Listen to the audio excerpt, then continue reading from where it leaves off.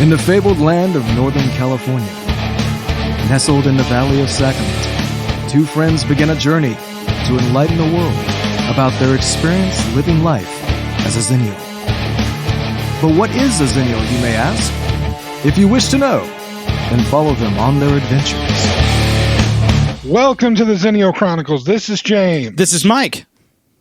And, well,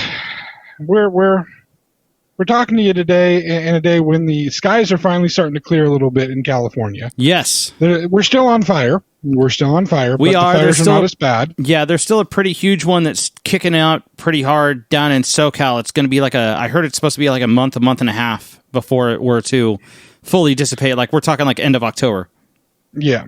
So, I mean, everything's not out of danger completely yet, but at the same time, our skies are finally starting to get a little bit clearer here in the northern part of California. That's good. The sun is starting to look like the sun instead of some literal. I mean, literally, it is a ball of fire because that's what it is. But at least here on Earth, it usually looks yellow.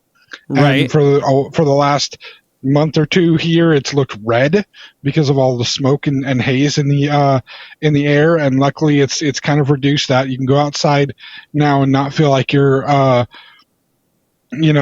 sitting in front of the campfire inhaling all the smoke the entire time. Right. So that's kind of nice to have a little bit of a let up of that.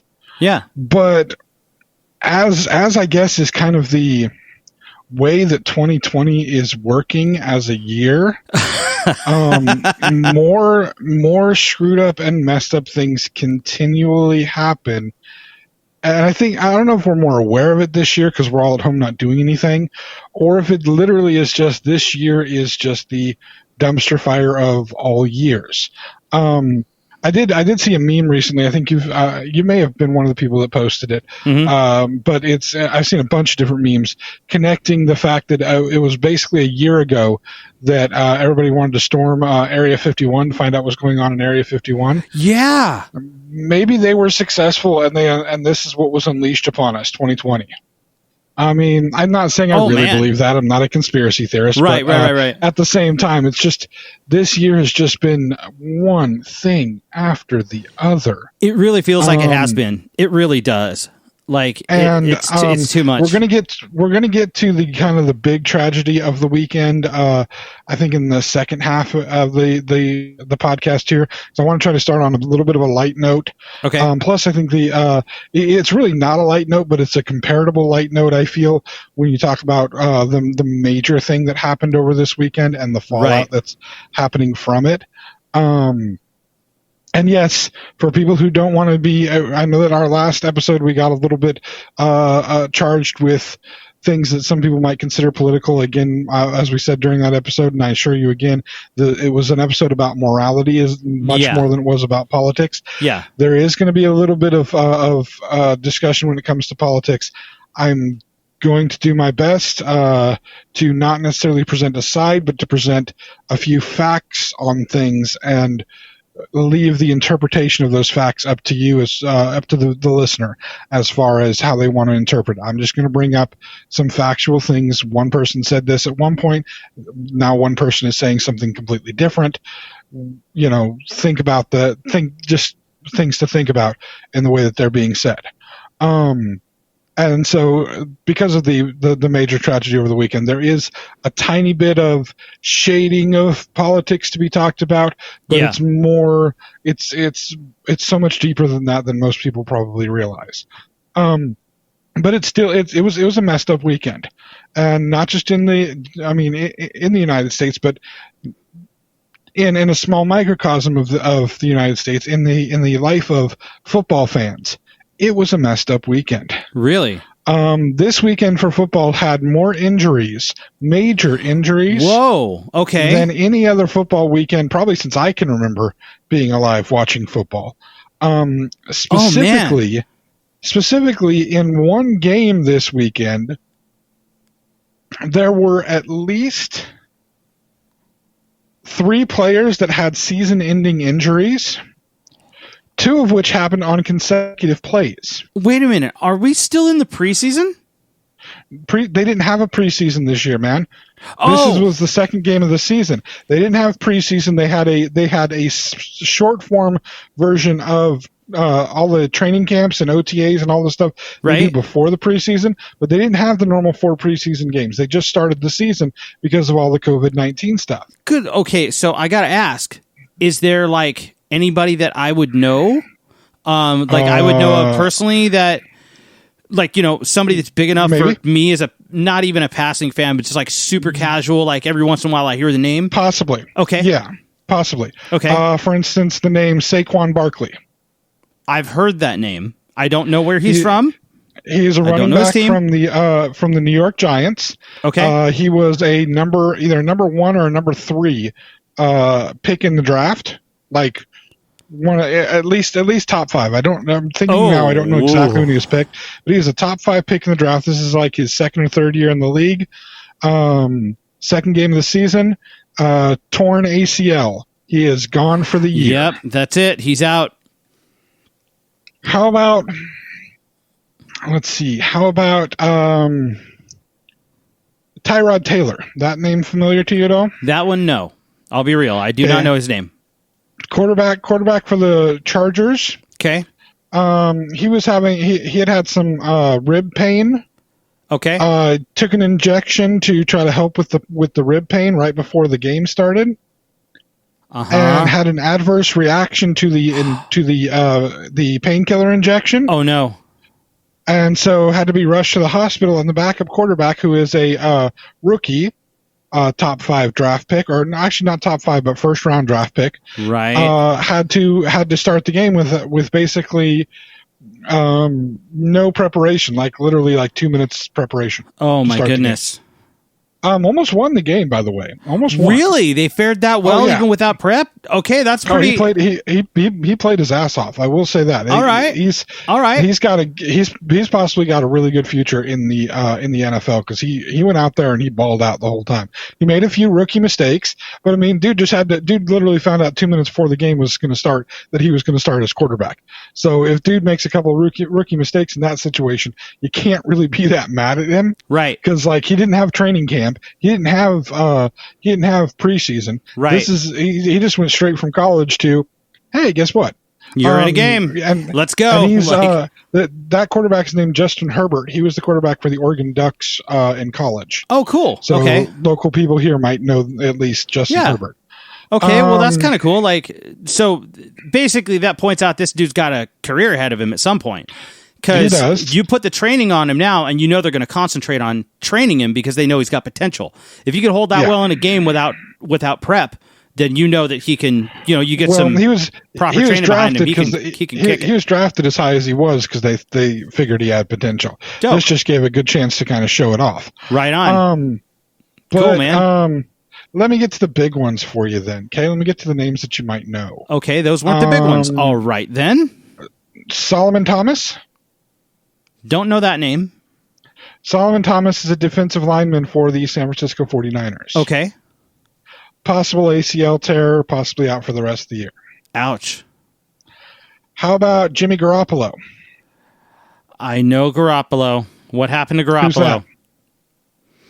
Who's Garoppolo for anybody who doesn't know? Let's keep your knowledge going. As far as no, I know of the name. You've mentioned him before. He's a QB, right? For what team? I can't quite remember. Not the. Oh my goodness. Titans? No, he's our QB. Oh my God. The 49ers QB. I'm so sorry. He has. I know that name. He has a high ankle sprain. Could be depending on how bad it is. He could be out for 1 week. He could be out for 4 to 6 weeks. Whoa. Boy, that's a wide range. How about the name Nick Bosa? Heard the name, don't know where he's associated. Nick Bosa was the second pick of the draft 2 years ago. The number 2 pick. Oh, man.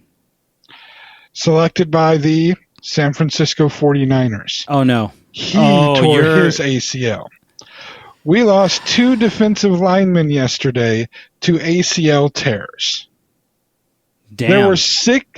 There were there were a total of 9 players on both the 49ers and the Jets yesterday that went out of the game with knee or ankle injuries, which the ACL is basically a knee injury.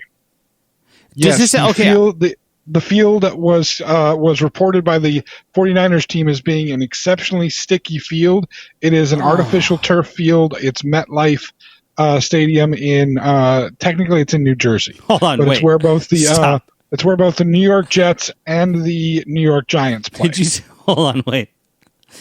Did you say an insurance company, a medical insurance company, owns the field that everybody got injured on? Oh, yes. It's also funny that you have to appreciate the irony in that. Well, there's also the irony in the fact that it's that both the New York Jets and the New York Giants play on that field, and it's in New Jersey. Oh yeah. Oh. Why? Because there's where would they put it in New York? I mean, that's a good point. It's just really funny. And then the added tragedy to it is that the 49ers are staying for the week in West Virginia because they played the Jets this weekend, and next weekend they play the Giants at the exact same stadium. Okay, so are there... I have a question. Because I know you have to be able to handle this stuff. Like, they have to be out in Virginia. They have to train out there. They have to do all these things because you can't travel and then travel and then travel, especially right now. It's a huge problem. It's a big deal. So, and it's also there's always a thing in the NFL about West Coast teams going over to the East Coast and the time difference. Yeah, because you play your games basically 3 hours earlier. In the West Coast, if you're playing a game at home, it's at 1:00 in the afternoon, 1:30. Mm-hmm. When you go to the East Coast, you're playing at 10 or 10:30 in the morning. That's a big difference on your body. At least mentally for you out there, it's 1 or 1:30. Right. But mentally for you coming from the West Coast, it's in the morning. When you would normally be just arriving to the stadium and getting yourself ready for the game, you're playing the game. So it's that difference it's not as big a difference when the East Coast teams come to the West Coast, because that means instead of playing it in the afternoon, you're playing it in the evening. That's not a big deal. I mean, anything that you do, if you got to get there early in the morning, it's like, damn, I need to get there in the morning. But if it's in the afternoon, it's like, all right. And if it's in the evening, it's like, oh, even better. Right. You know what I mean? Right. Yeah, totally. Because you're ready to go. You've been chilling. You've been doing your thing. The only part where it may become an issue is if the game runs hell late at night on the West Coast. But how often does that happen? Is that really that often? Especially, I would say. I mean, Monday night games are the only times that it gets that way, and it's really when you consider the fact that there's only so many teams over here, it's really not that bad. Oh, but okay, yeah. Give you a thing here. The New York Jets lost their center to a hamstring issue, a wide receiver to an ankle issue. The week before that, they lost their main running back for probably for the entire season. Jeez. One of their other receivers had a rib injury. Let's see. Running back Christian McCaffrey went out with an ankle injury. He's from the Carolina Panthers. He's basically their entire offense. The Colts lost a safety, Malik Hooker, to an Achilles tear, and a wide receiver to a knee injury. Good Lord. Let's see. Cortland Sutton, a wide receiver for the Denver Broncos, also Achilles issue. Saquon Barkley, I mentioned him for the Giants. Again, Nick Bosa with the Achilles. Solomon Thomas with the Achilles for the 49ers. Yeah, it was just a really injury-plagued, and sadly the 49ers got kind of the worst of it when you have Nick Bosa, who is your all-star on defense, Solomon Thomas, who's in a contract year right now. So that means that his contract is up at the end of this year. This was a year that he's supposed to perform and show why he should be signed for another contract or why some other team should sign him, and his season is done. Yeah. That sucks. And this is a guy that was a number 3 pick of the draft when he was drafted. Solomon Thomas was a defensive lineman out of Stanford who has had to play out of position for the last couple of years, and this year was finally getting to play in the interior line, which is where he was at his best, and boom. And the injury happened literally. You had Bosa getting hurt, and like a play or two later, Solomon Thomas gets injured, and they have to bring the cart back on. They probably just got Nick Bosa off of the little cart that they bring out to take the players off the field. They probably just got him off the cart and had to run it back out to get Solomon Thomas. Gosh. And so, Bosa's got to be sitting in there going, what the hell's going on? And they bring in Solomon Thomas like, you too? What the hell, man? Oh, man. So, I mean, it's yeah. Now, I wanted to talk about these first because first of all, it's tragic when anybody has major injuries like that. It's never right, good for anybody to have injuries. Absolutely. But we often elevate celebrities, sports figures to a higher level than sometimes the true heroes that we really do need to pay attention to. Now, that's not to say that you're the people that will post all of these memes, especially right now here in California, with how we should respect firefighters more than celebrities and athletes and whatnot, or we should respect police more than the celebrities and athletes. It's a false equivalency, really, because it's not that we don't necessarily respect the celebrities and the athletes in the same way. They're two different entities. They serve two different purposes. Right. And celebrities, athletes, these are people that we may look up to in some ways and idolize in some ways, in the sense of we want to be like them. We want to have the ability to do the things that they do. I don't necessarily say that we always view police and firemen in the same sense of we want to be like them and do the things that they do. At least me, I never wanted to be the fireman or the policeman and do the things that they do. But that actually makes me respect them more because they're doing stuff I don't ever want to do. I don't want to have to do. They're there to do it and keep us safe and protect us when we need them to. Yeah. And so the respect is it's a whole different element of, like, those are the people that we need to make our society keep going in the proper way. Now, we do need them to do their job that they're supposed to do and do it appropriately, but we need them to be in that job and do that job. We especially now in California, we got to think about firefighters and the work that they've been doing. We need people like that are willing to rush out into that danger of fire and try to stop that fire, fight that fire so that it doesn't engulf our businesses, our homes, things like that. Yeah, fully understood. The fire fire is it's a natural process, for one, especially when it comes to the forest fires that we deal with here in California so much. It is part of a natural process. Natives have accounts of, before any Europeans came into these areas, California, Oregon, Washington, all the areas here on the West Coast that are densely forested, and were even more forested back in that time. Yeah, there are surviving records, either oral traditions or actually some written traditions of there being regular forest fires, and some of the native populations actually setting forest fires to do clearing of the underbrush that was part of the natural process of growth, because fire can be part of the natural process of growth. But when we have built our homes and our businesses and our communities within these areas, we can't necessarily let nature do its normal process. We have to be able to stop those processes. Right. And okay, that's what these people. That's what these people are here for. That's what firemen are here for, is to help. And especially the Cal Fire people, they're here to stop these processes, these natural processes, what the world naturally does, from destroying anything. And now there's also the fact that fires are set by people and aren't just the natural process. I mean, the lightning fires, those are natural process. Fires set by people. That was the scariest natural process I had ever seen. Like what, the lightning fires? Yes, not just the lightning fires, but it was the fact they were dry lightning storms. There was no rain, because normally you hear lightning. Yeah. You see lightning, rain normally accompanies it. It's like something that you're just kind of used to in your life. Here's the thing, right? In California, Yeah. In California, we're not used to that. That does happen actually quite regularly over the Midwest, and that's what's part of there's a lot of the storm cells that build that don't necessarily dump a lot of precipitation. They don't dump a lot of hail and rain, and they still have the lightning, and they still create the tornadoes. Man. We just don't normally have that type of. Normally, our air is too full with moisture from being near the ocean that we don't have those dry storms. Whereas it does occur in the Midwest.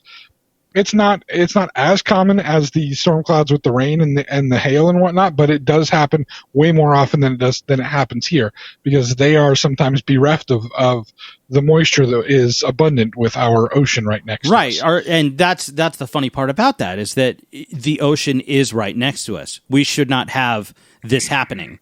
Not that I'm trying to change the subject on things. I'm just that's why when it does, it is unnerving. Yeah. Because it's not the way that the system is supposed to work over here.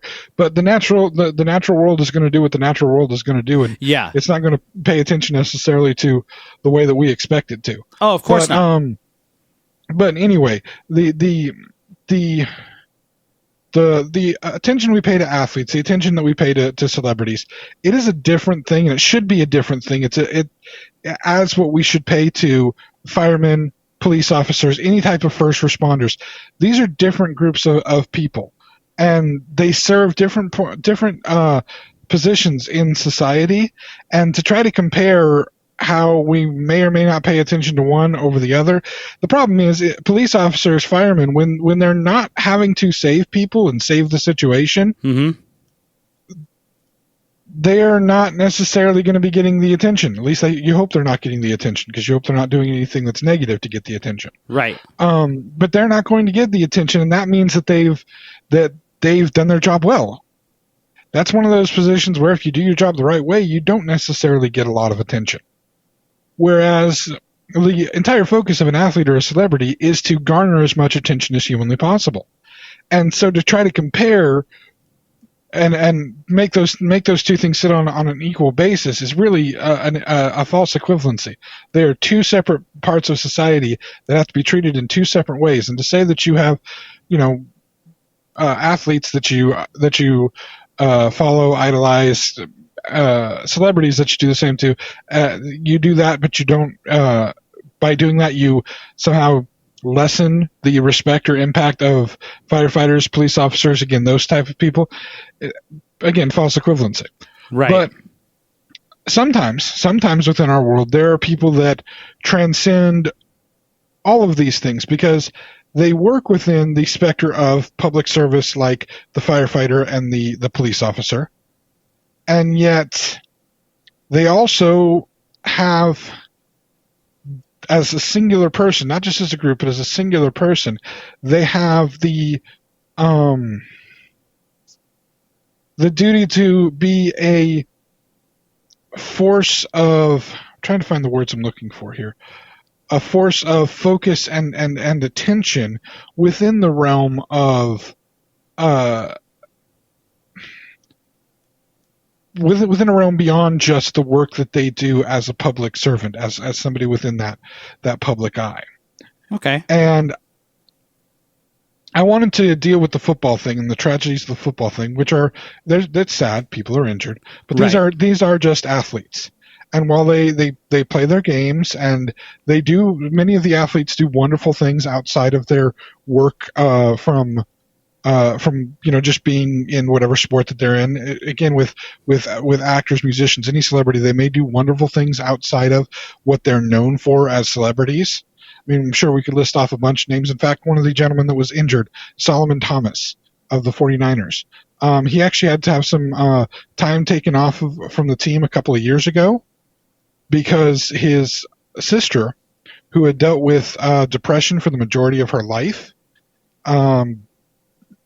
sadly succumbed to that depression and committed suicide. Man, that's terrible. And this caused this caused a lot of issues for Solomon Thomas, obviously, with right, as it would for anybody with your sister committing suicide. Absolutely. And it's one of the problems that he had with it was people's total and utter misunderstanding of how depression really works, because people think that if somebody can be smiling and happy, then how can they be depressed? Right. When in fact, many people who suffer from depression, they can put forth a happy, smiling face to the world. They can be one of the most joyous people to be around, but you don't know what's necessarily going on completely within their head. Right. And his sister was like that. She was one of those people that would enter a room and light up the room, and everybody would love being around her. Mm-hmm. And yet she had this depression that was so crippling, it brought her to the point of having no other option, she felt, in her life. Right. And so outside of his work with the NFL, outside of being a football player,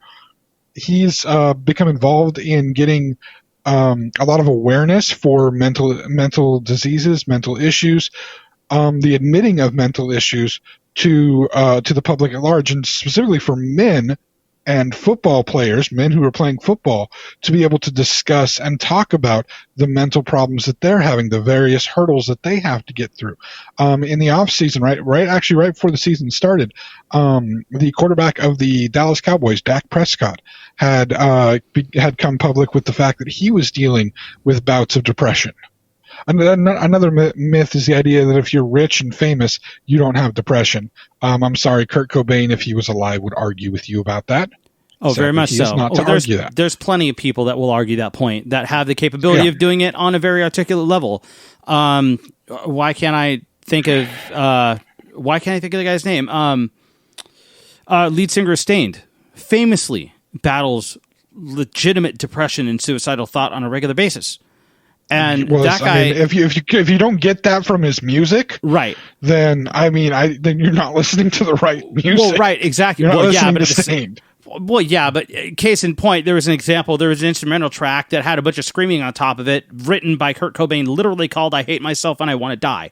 Like, if you're paying attention, especially when it comes down to the medium that you're dealing with, you can see it, but the signs are not always entirely obvious.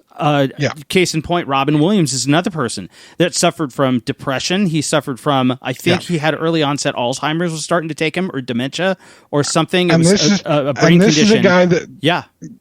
is a guy that within days of Christopher Reeve breaking his back and becoming paralyzed from his horse accident, showed up at the hospital dressed as a doctor and came into the room and started just making jokes left and right, to the point where Christopher Reeve, unable to move his body at all, was laughing and was able to find humor. And he said that was the thing that made him want to continue to go on. And it made sense because Christopher Reeve and Robin Williams were roommates back at Juilliard. Yes. So they were actually friends from way back. When Sharon Osbourne was about ready to give up doing chemo treatments for her cancer and was ready to give up, Ozzy Osbourne called in Robin Williams, who hopped into bed with Sharon and made her laugh, made her feel well enough to be able to try to keep fighting, and look where she is now. How amazing is that? And so a guy that can cheer all these other people up still has the demons within them. Right. Well, like I'm saying, outside of I was saying Dak Prescott of the Cowboys, he mentioned something about having depression, having these mental health issues. And there were actually, of course, some of the talking heads on some of the various sports networks that started ripping into Dak Prescott about saying things like this. This is not how football players talk. This stuff shouldn't be talked about. Solomon Thomas went to bat for Dak Prescott, saying, see, this is exactly why we can't have these discussions. The second a man wants to discuss these things, he gets attacked by people trying to have these discussions. Go, dude. That's what I'm talking about. That's how this needs to be tackled. That's fantastic. It is. And you have this football player he's a celebrity as a football player. He's this athlete. And so there are people that look up to him for that. But then when you find out the things he does outside of football, which is this, trying to bring awareness to mental health issues, trying to create support for mental health issues, and specifically with a section of the population that has been neglected in mental health issues, which would be, interestingly enough, we actually have a section of the population that has been neglected for men when it comes to mental health issues and being able to discuss mental health issues. And then, of course, add on top of it, men of color are even more discriminated against when it comes to mental health issues, and more at risk, and with even less help. And this is a man who, because of his personal tragedy, is turning this into a mission of trying to help people, trying to do more than just what this. And again, this is what I'm saying.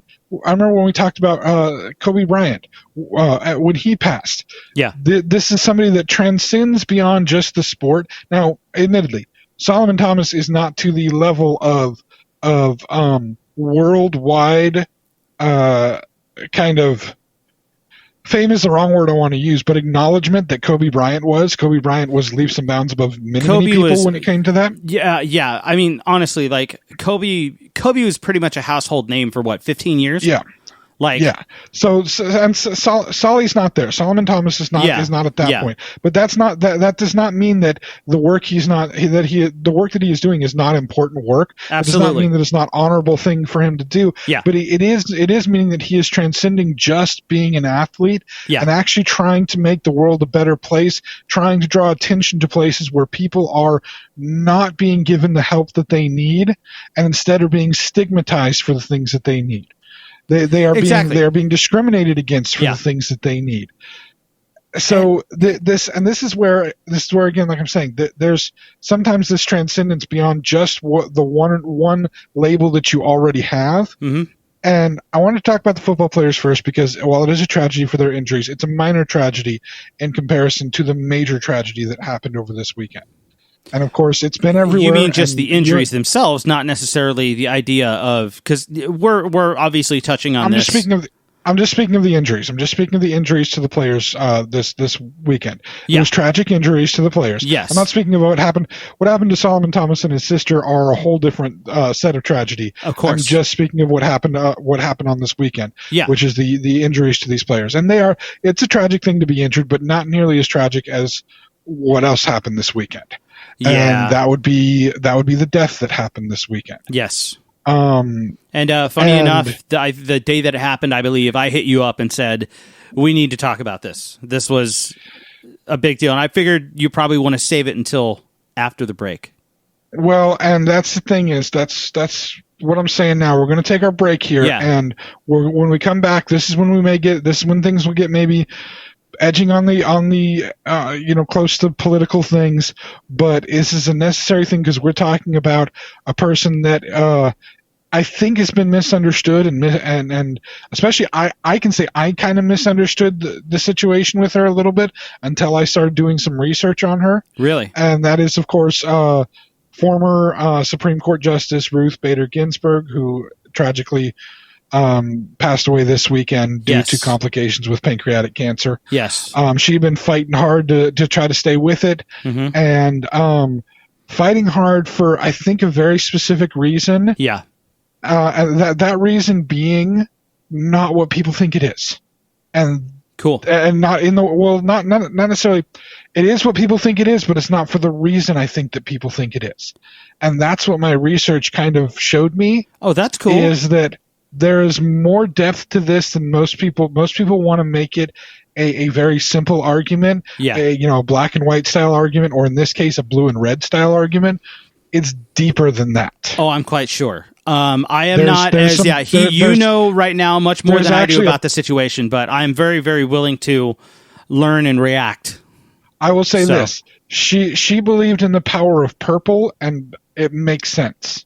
Cool, once man. I explain it. Cool. So we're going to take a break. If you don't want to necessarily be involved in the rest of this conversation, just stop here. You heard the football stuff. Fully understood. It's going to start getting heavy. So, but if you want to maybe learn something and learn how this may be one of the greatest Americans that has been around in the last, I'm going to say 100 years or so. Man. And I'll go out on the limb and say that she's possibly one of the greatest Americans. Period. Cool. Stick around. So we'll be back in just a minute. All right. Hey friends, this is Mike from the Xennial Chronicles reminding you to subscribe to our YouTube channel. You can also follow us on Twitter and Facebook at Xenchron, spelled Xenchron, to keep up to date on all things TXC. And please check out our official website, theXennialChronicles.com, or if that's too much to type, Xenchron.com. Thanks again for listening, and now, back to the show. Welcome back, everybody. All right. So now we're getting into the deep stuff, and we're talking about, of course... Time to bear down, buckle down. Yeah, we're talking about, of course, Ruth Bader Ginsburg and her passing this weekend. Yes. And people have been talking about her all weekend. Stuff has been said all over the place.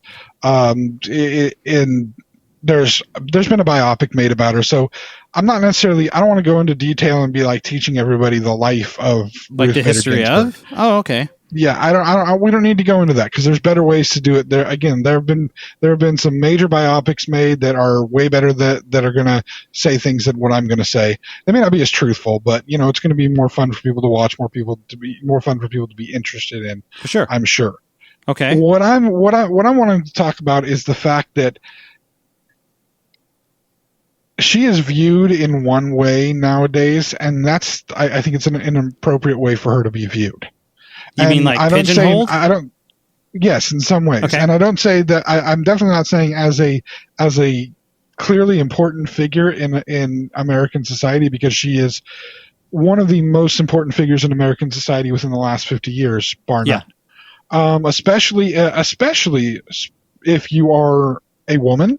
Yeah. Or at least identify as a woman. She has been instrumental in the majority of benefits that you have in this country. Yeah. And in the attempts to try to make things even better for you, she has been instrumental in it.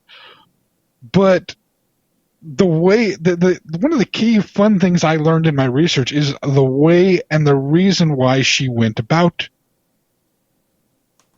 the various things that she did for women, because it wasn't always necessarily for women. And in fact, she would be mad if she was listening that I was stressing the women part so much. Her biggest thing was a desire for gender equality. Yes.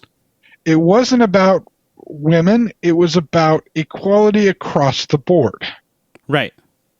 And she wanted gender equality in every single thing that it was possible to have gender equality in. In fact, the only thing she probably didn't want gender equality in would have been abortion, which she did have multiple cases that she dealt with abortion. Yes. Because there is no gender equality in abortion.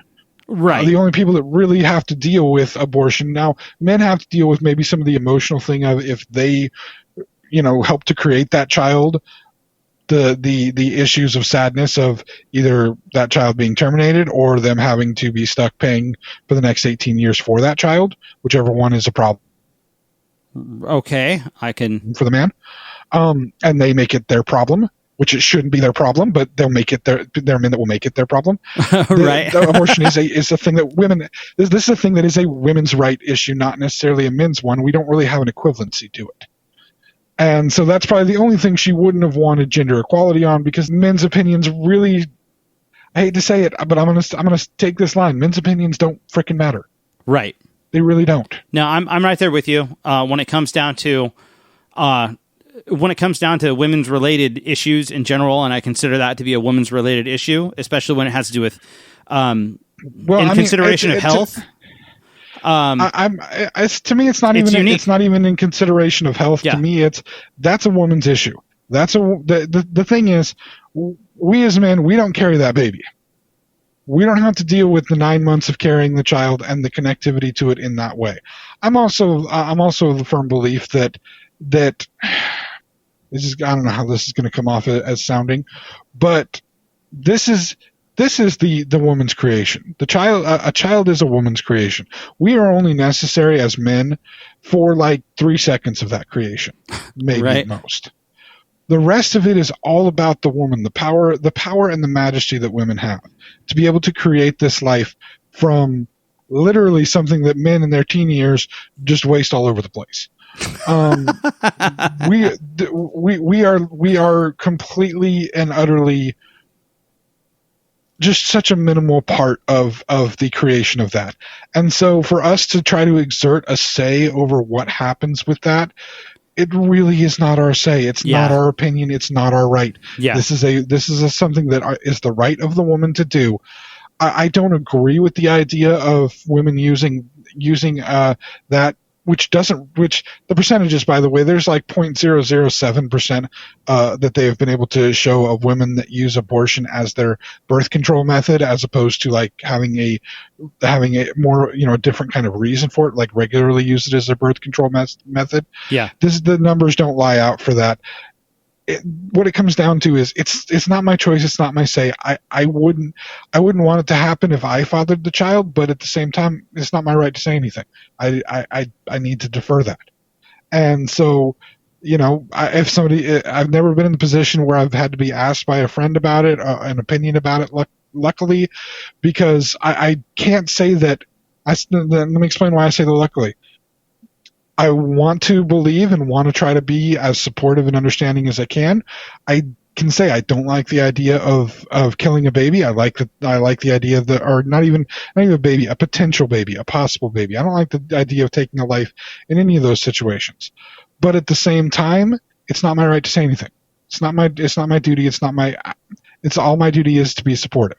Now, like I said, that's the only thing she probably wouldn't agree with on gender equality. Everything else is gender equality with Ruth Bader Ginsburg. Okay. Gender equality was the key for her in everything she did.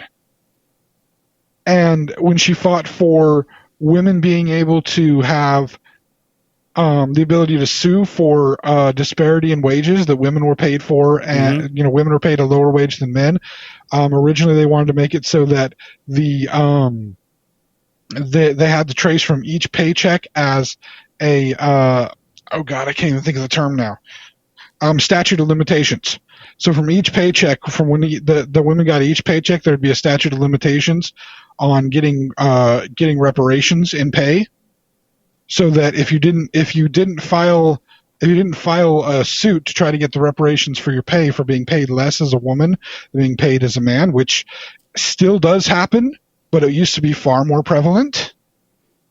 Hell? They would make it so that each paycheck had a statute of limitations. So if you waited till it, if you worked there for 5 years and you went to go file this lawsuit for being paid less, depending on the statute of limitations, you may only get paid for 3 of those years.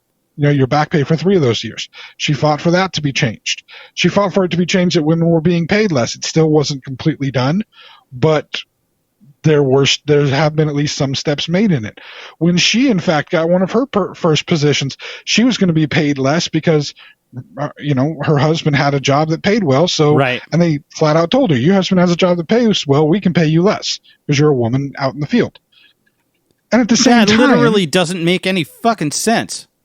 But it did because at that time period, back in the 50s and 60s and 70s, women were thought of as lesser than men.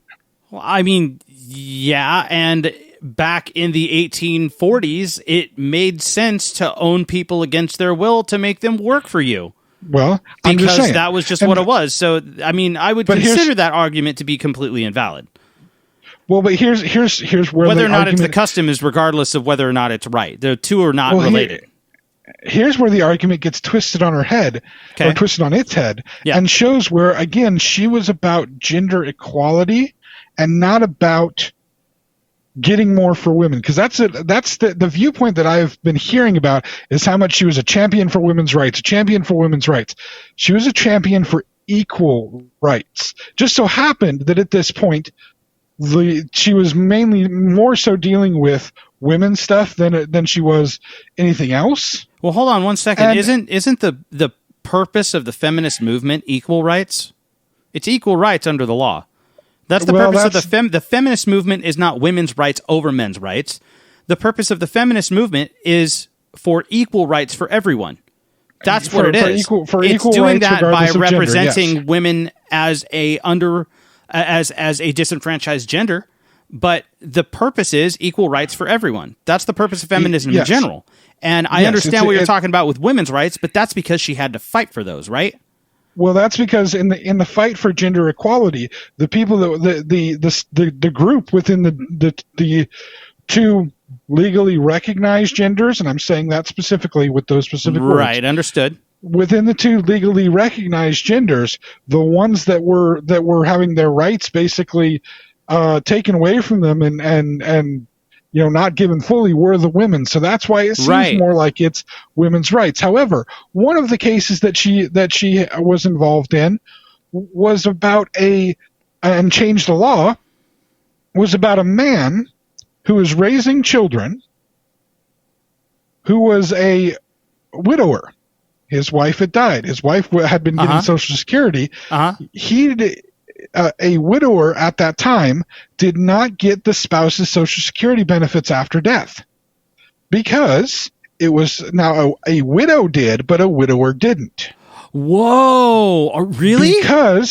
Because it was thought of that a woman who was raising kids without her husband there would need financial support. But a man raising kids without his wife there having died doesn't need the financial support. Yeah, that sounds hella steeped in this custom of ownership of women in general. Because if that's the case, the woman dies, then the husband should be self-sufficient, right? It's not ownership of women. It sounds like it's rooted in that custom, and it's just too archaic, and it hasn't caught up with the times. No. What it is women don't have the idea was women don't have the ability to take care of themselves. A man needs to take care of them. So the man's money would go to take care of the widow. But a man should be able to take care of themselves. He doesn't need a woman to take care of him. This goes back to the gender roles of. Yeah. This goes back to the gender roles of the man has to be the breadwinner in the family. The woman can't be the breadwinner in the family. And if the woman is the breadwinner in the family, the man feels emasculated and lost because she's taken over the male role. That's like financially taking care of the family. Yeah, it creates such a weird stigma across so many different. But that's in so many different instances and in so many different levels. That's crazy. Yeah. So hold on one second. What year was this? Let's see. I got to find the year for that one. I think that one happened in the 70s. Oh, okay. I mean, that makes sense. Like, because you still had that idealism at the time. Yeah, that's crazy. You still had that kind of idea. Yeah. During that, let me see if I can find this here. Yeah, for sure. Just what I'm, and I apologize for using like more extreme terminologies. But it's because there was such a long-standing tradition of there were a lot of women. A lot of the time, women didn't have did not have a lot of equal rights, especially financially. Like, you couldn't own a house, you couldn't get credit, you couldn't there were so many things that you could not have just because you were a woman. All of these things were part of the things that she was involved in making so that women could get all of these things. By the way, this is in 1975 where they argued about the widower being able to get that money because he was having to take care of children. Right. And this is part of the argument of gender equality was the key for her.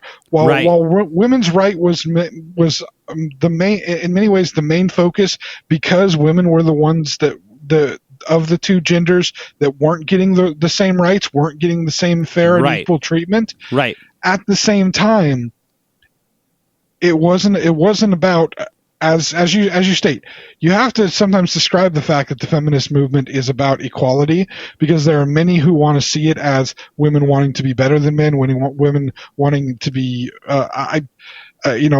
given more rights than men. Sometimes I would actually argue that might be helpful, but I'd like to see more women in charge of a lot more things. But equality is the main key, being treated on an equal level. And that's an example of the equality was out of balance in what would be considered the opposite direction. And her argument was for the idea of equality. She would have been the type that would have been fully supportive of the idea of a woman being the main worker in the house because she's got the better education, she's got the better job, and then the man being the one at home as the caregiver of the children.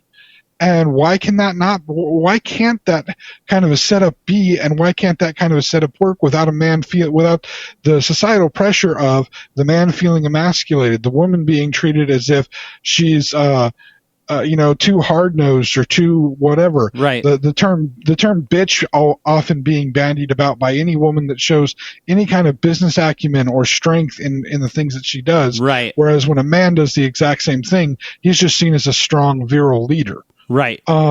And so there's all of these kind of conceptions about the gender roles. These were all the type of things that she was fighting for, because she was about equality. She was about that. She was about having the right balance in things. Yeah, but it wasn't fully just understood. The key is having the right balance for her wasn't just about gender.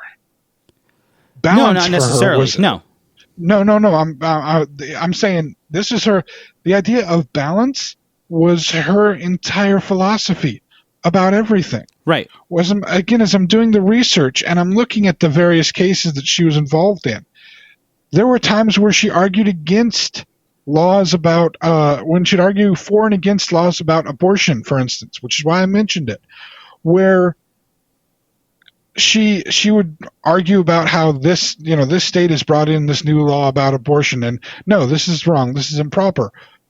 But then say that Roe versus Wade, the landmark civil case that legalized abortion, was also wrong in the way that it legalized it, and that there should have been much more done in Roe versus Wade to add much more protection for women and women's choices. So it wasn't. So it didn't go far enough.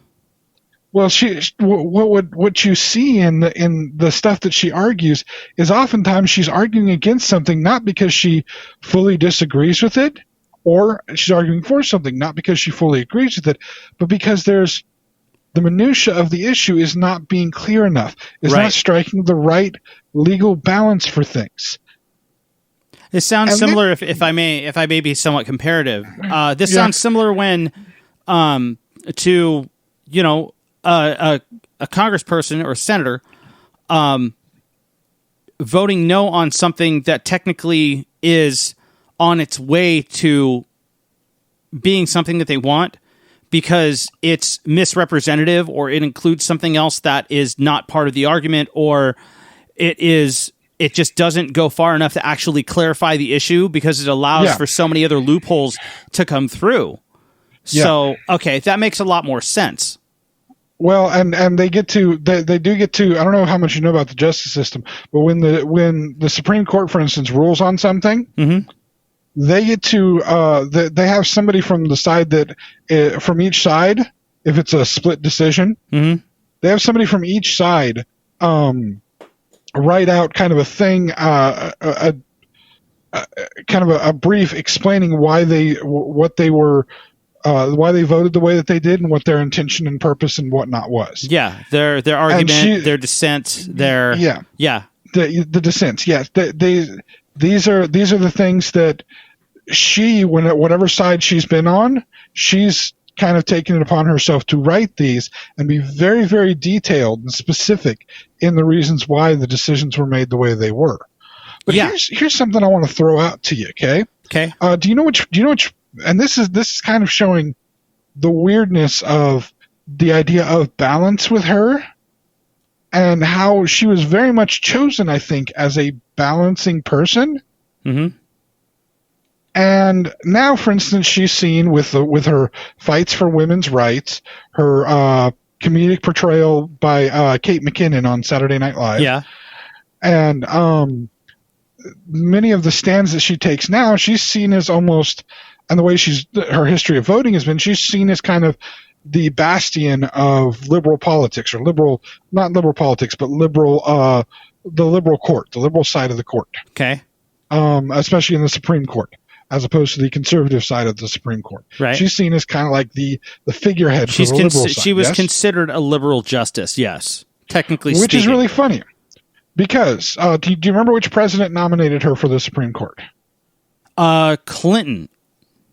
You're right. It was Bill Clinton. Clinton in 93. Do you know do you know which senator suggested her to be nominated? That I do not. Well, first of all, before she was nominated for the Supreme Court, she was in the United States Courts of Appeals for the District of Columbia, which is one of the places you end up being before you end up getting to the Supreme Court, typically. Right. Do you know who put her there? No. Jimmy Carter. Wow. She's been around a while. She during that time, she actually found a lot of consensus with the two following judges, Robert H. Bork. Mm-hmm. Yes, his last name is Bork. And Antonin Scalia. Okay. That last name Scalia should ring some bells for you. Yes. What would be his leaning? He was a conservative justice. He was considered a conservative justice. And they had consensus with each other. Well, right.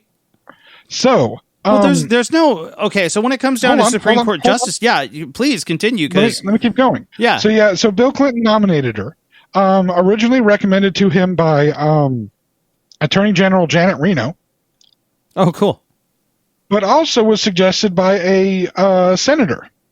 Mm-hmm. Orrin Hatch. Oh, really? Okay. Republican senator. Yep. Right? Yep. Clinton was apparently looking to increase some diversity. Yep. Because if people don't know the way that last names have a tendency to work as far as diversity goes, Ginsburg would be and even the Bader would be a pretty good indication that she was raised in a Jewish household. Right.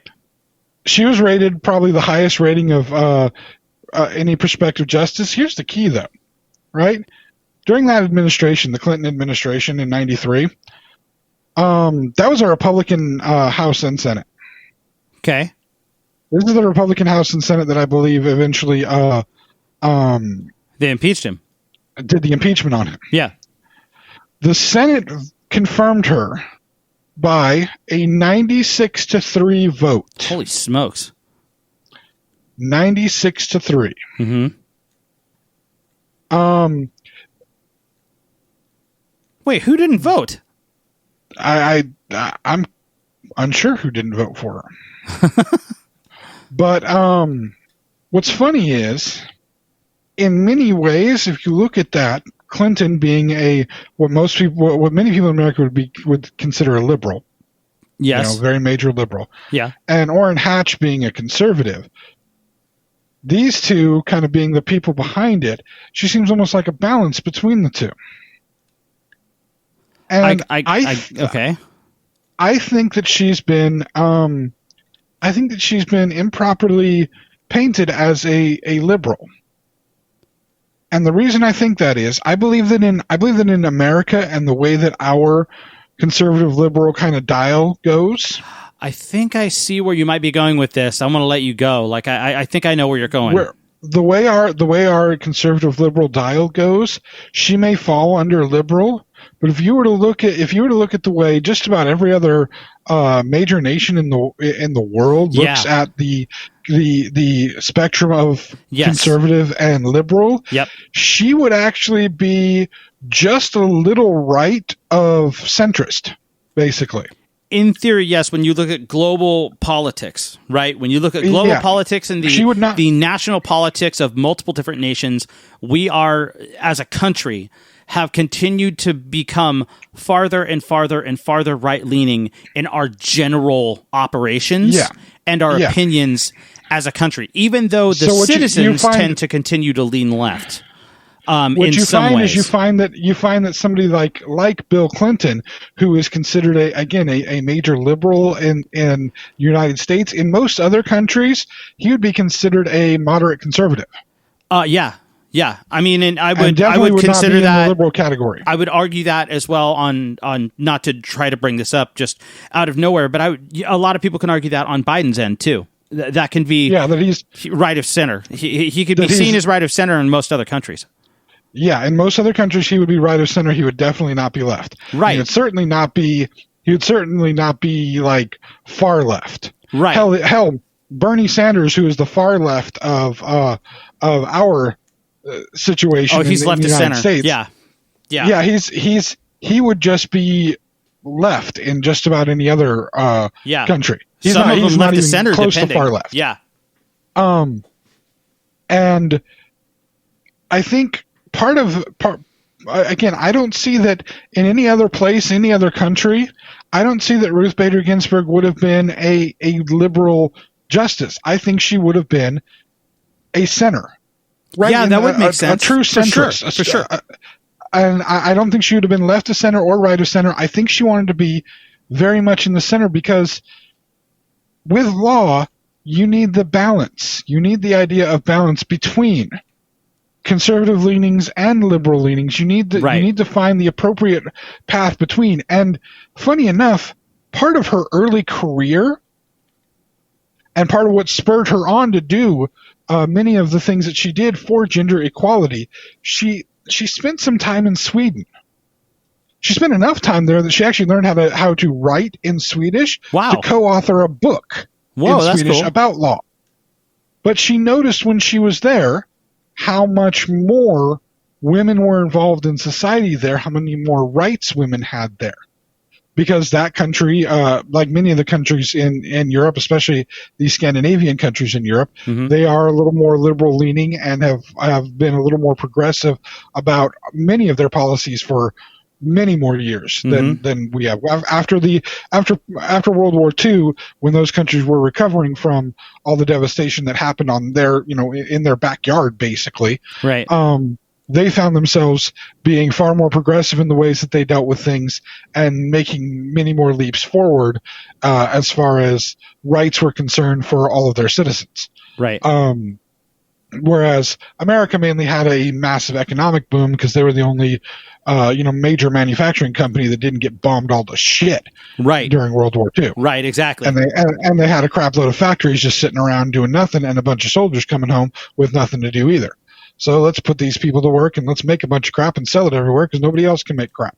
Right. That only worked for a little while. That's a whole other story, which we've dealt with a little bit before. But anyway, when she comes back, that's when she really starts her crusade about gender equality and really tries to work. She works for the ACLU at one point and is in charge of their women's rights division trying to get this equality. And again, it has to fall under the name of women's rights because women were the ones that were not being given the same rights. Right. But that still doesn't mean that her goal wasn't complete gender equality. But I think her goal was balance. And I think one of the reasons, even though she had been battling cancer for, it had been years that she had been battling cancer, hadn't it? Yes. It's been one of the reasons. I remember hearing about the diagnosis in like 17 or 18. It's been a couple of years, and she's been just kicking its ass this whole time, trying to hold on. Well, and I think one of the reasons that she's been trying to hold on is because I think what's out in the news right now is, of course, the fact that the current presidential administration is wanting to try to, before the elections happen, try to push through a new nomination for a new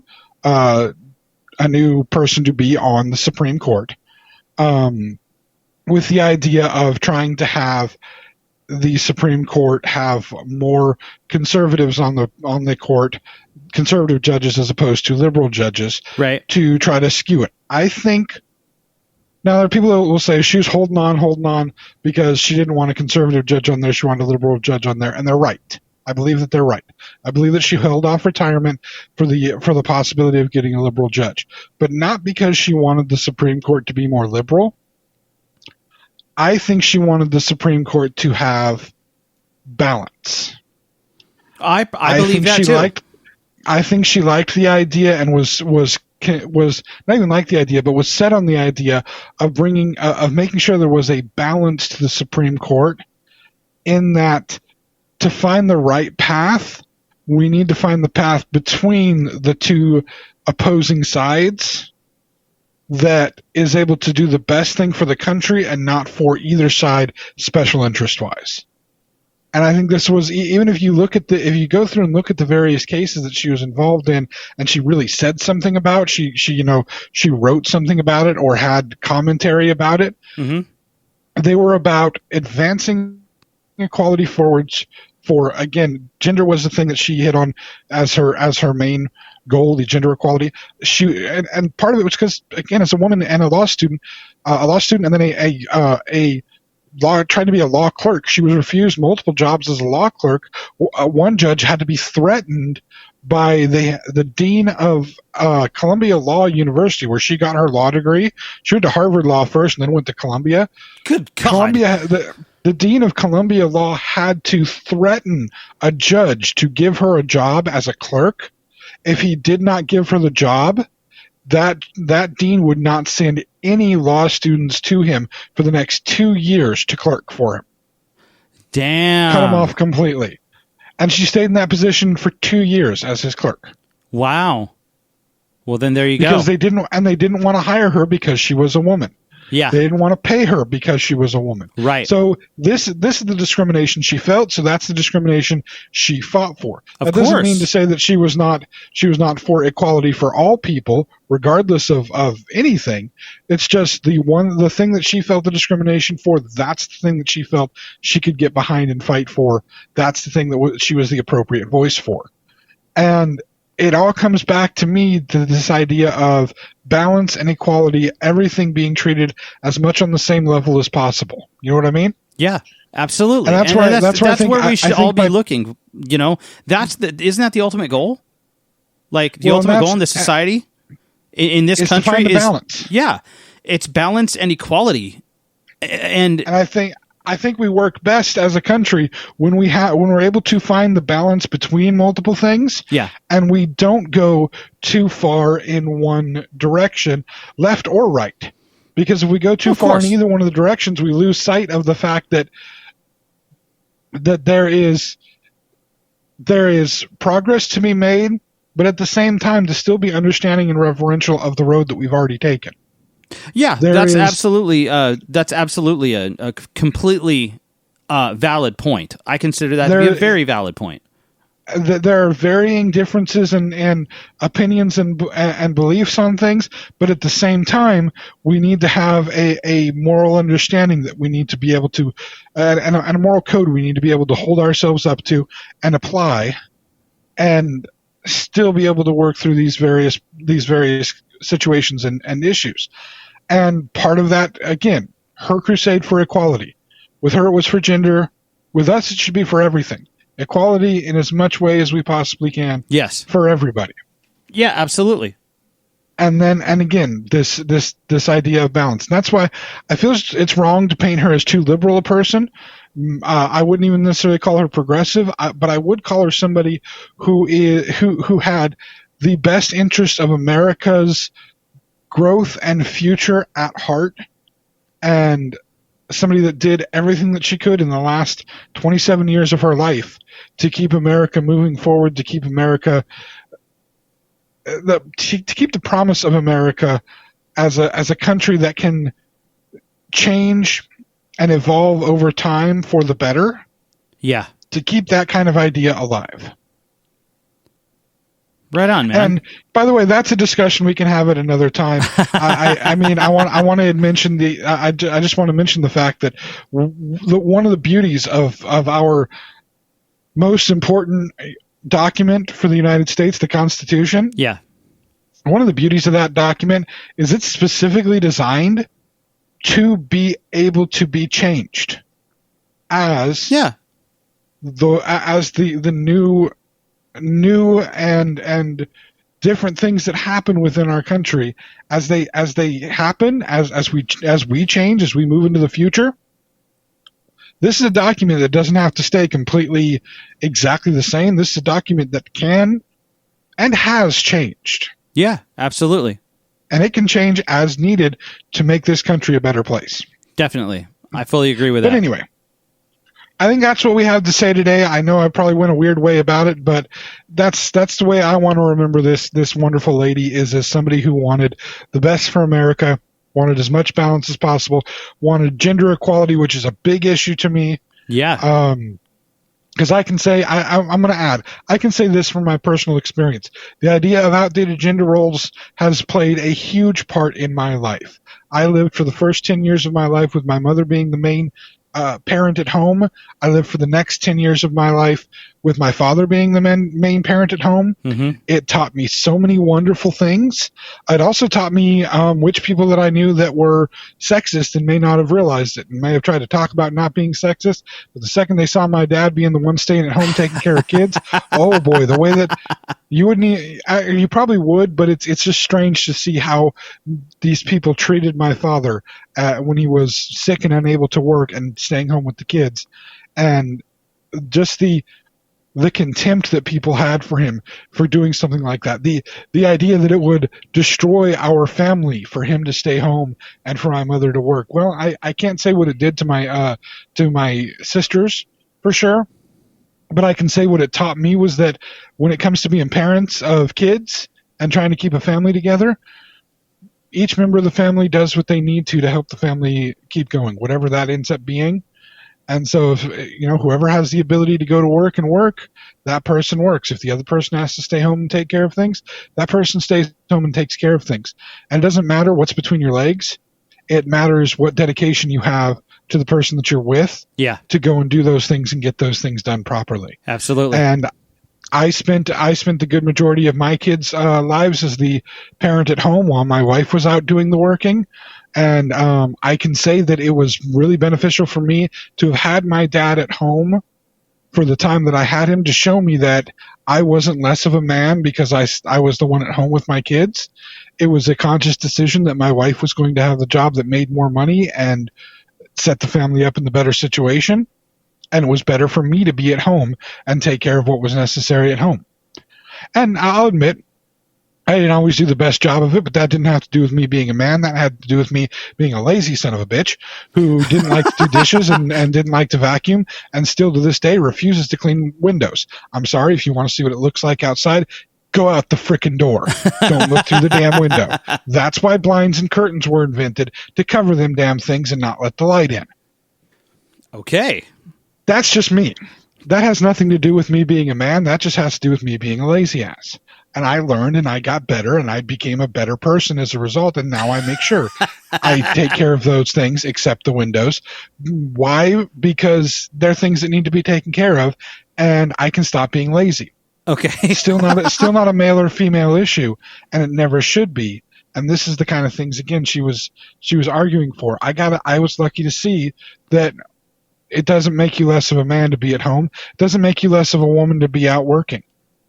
What it makes you, especially if you're doing it for a family, what it makes you is people that are doing the best thing you can for your family. Yeah. Whatever that's needed to be done. And I think that's what I would hope, is that if Ruth Bader Ginsburg had gotten a slight glimpse at my life and to see how me and my wife work things and how we've done things together, I would hope that I would be part of the example of what she wanted to have happen, where the equality is as much there as is humanly possible. There are things she does better than me because she just can do them better as a human being. Yeah. There are things I do better than her just because I can do them better. When it comes to cooking lasagna, I leave that to her. I screw it up every time. She makes it perfectly. When it comes to doing steak, that's on me, and not because it's a man thing, just because I love steak, so I know exactly how to cook it right. Understood. And that's the thing, is I think that's the example of that. That's just a small example of the equality that I think she was looking for, the balance that I think she was looking for. Celebrate her for that. Don't paint her into the picture of just being this liberal icon. She was an icon for everybody. She was somebody who was looking for the best in all Americans, not just liberals, and not just women, all Americans. I think that my personal take on it is your perception of the way that she was and how she worked and what she was looking for.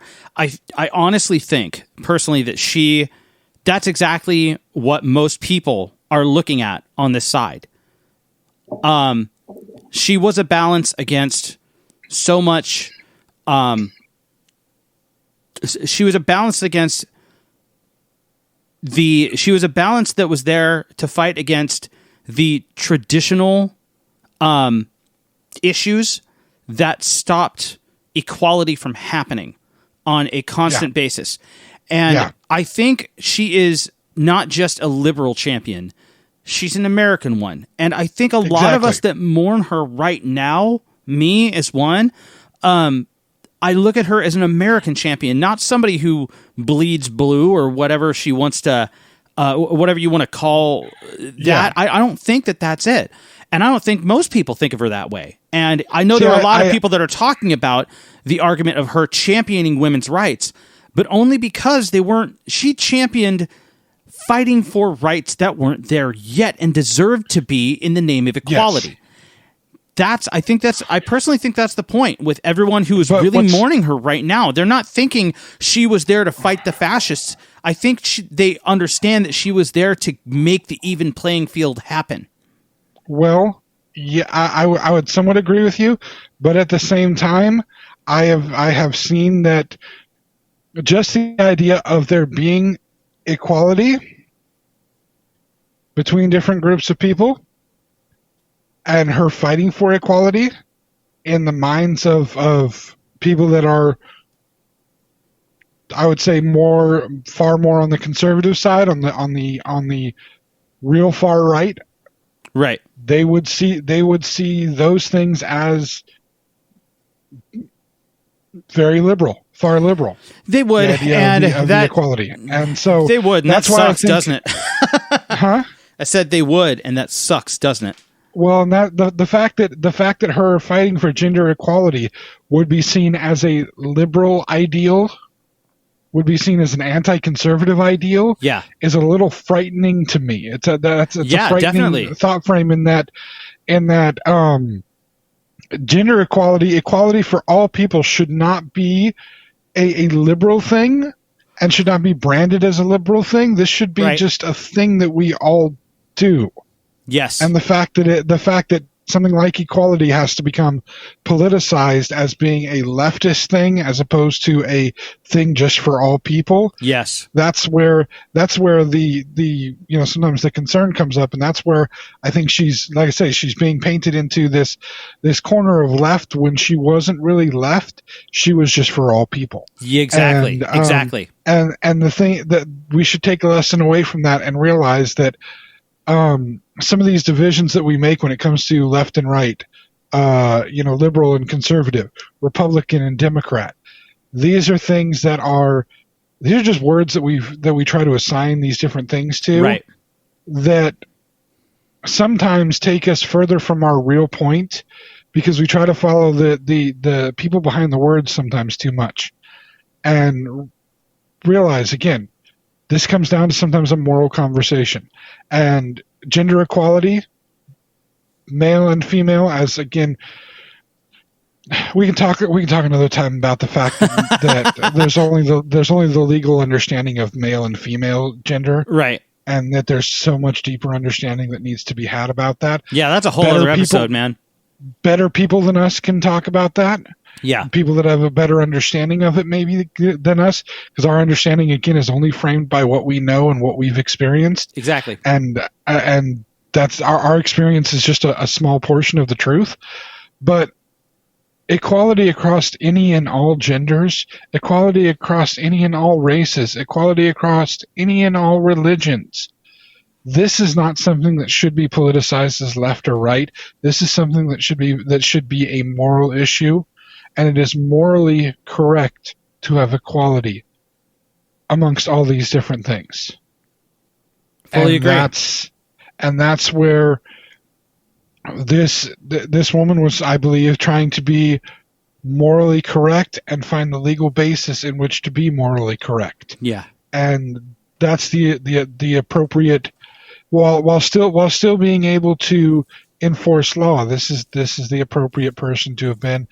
This is an American hero for the right reasons of being an American hero. Yes. And it's worth everybody looking into all the various things she did and realize she was far more than just a women's champion. She was far more than just a liberal champion. She was an American champion trying to make America the best place it could be, and on into the future an even better place. Absolutely. So, with all that seriousness aside, sir, where are people listening to us? Well, you could be checking us out on our website. That is the Xennial Chronicles.com, or it could be spelled Zencron.com. That's XENCHRON. So it's our shorthand for the website. You can check us out there. You could also check us out on most of the major podcast apps, Spotify, Google, I think, which is going away and is going to be YouTube Music, I think. I don't know if Google Podcast is going to be a thing. We're on Apple. We're on TuneIn. So we're on all those. But I also mentioned just a second ago YouTube. We do have a YouTube page. Please go ahead and check us out there. Please subscribe to our YouTube page if you're not already there right now. And you can actually get access to every single one of our podcasts for the entire archive. And leave a comment. We respond. We actually talk about your comments on air when we get a comment, especially on a past episode. So let us know what your thoughts are on the episode. Unless you're a damn bot. Yeah. No bots. I ain't talking to bots. I have more than enough trouble with bots lately. Dear God. I can't even go into the trouble I've had with bots lately. You sound like you've had quite a bit of bot trouble. Oh yeah, more than I can even share with you. While you're checking out our YouTube page and while you're subscribing to us and clicking the bell, you have to click the bell so that you get the things, the stuff, so that you know we did the things. While you're there, I would recommend that you check out 2 other pages on YouTube. The first one is a softcore porn page. No, I'm kidding. Oh my goodness. The first one is a page called Ruling Note Music, which is something else that Mr. Mike here does. Yes. He gives out instruction on how to do some recording of music, gives you some history lessons on music. I'm going to be luckier than all of you. You have to watch his videos to get any recording tips and tricks. When I start recording music shortly, I'm actually going to be just talking to him on a regular basis. That's the benefit of doing podcasts together and being friends, and the dirt that I have on him. I get more access than y'all do. And as soon as James figures that out and works out his webcam, the softcore porn page is coming up soon. There's that too. More than you know, sir. But the other thing to check out on YouTube is, again, if you want more access to Mike, but you can't have my level of access to Mike, then you can check out Chronosode Games. Is that one right? Chronosode. I got it right. I always get it, I always feel like I'm getting it wrong. No, Chronosode Games. This is Mike and his wife playing through various video games in the order of the story, not in the release order of the actual games. Yeah. So these are games that have the full universe of various video games within one universe of stories. They're going to tell you the story, not necessarily, again, play by when the games came out on the individual consoles. Yeah. So it's currently Mike playing through a couple of different video games. He is god awful at playing through them. It is hilarious to watch all of his mistakes. Yes, and his wife berating him most of the time. Funny enough, it just reminds me of hanging out at his house. Yeah, pretty much. Him not playing video games, him just doing his normal things. Yeah, and his wife kind of berating him. It's kind of amusing. Yeah, exactly. It helps me on the days when I'm like, man, I wish I could go hang out there for a while. I want to get to talk to him through the computer. I'll listen to this for a little while. It's like, yep. I feel like I'm right there. The only thing that's not happening is the dog's trying to jump all over me. Yep. Otherwise, I'm right there. Yep. So check those out. It's all the conveniences of hanging out at my place without having to actually do it. Yes, exactly. So check those out too. Like those, subscribe to those, because thank you, sir. Why not? You have nothing else to do. You're sitting at home. If you're going to your job, it sucks right now because you have to wear a mask the entire time. Yep. So find something to enjoy. Yeah, especially if you're at the office, just go ahead and turn that video on and sit there and let it play in the background. Who knows? Well, you can do that with our podcast too. Kind of, just maybe wear headphones, because sometimes James says things that might prick up the ear of the wrong person and make it trouble. Anyway, thank you all for listening, and we'll be back with something else for you this time next week. Y'all have a good one. Thank you for tuning in, friends. The journey continues next week.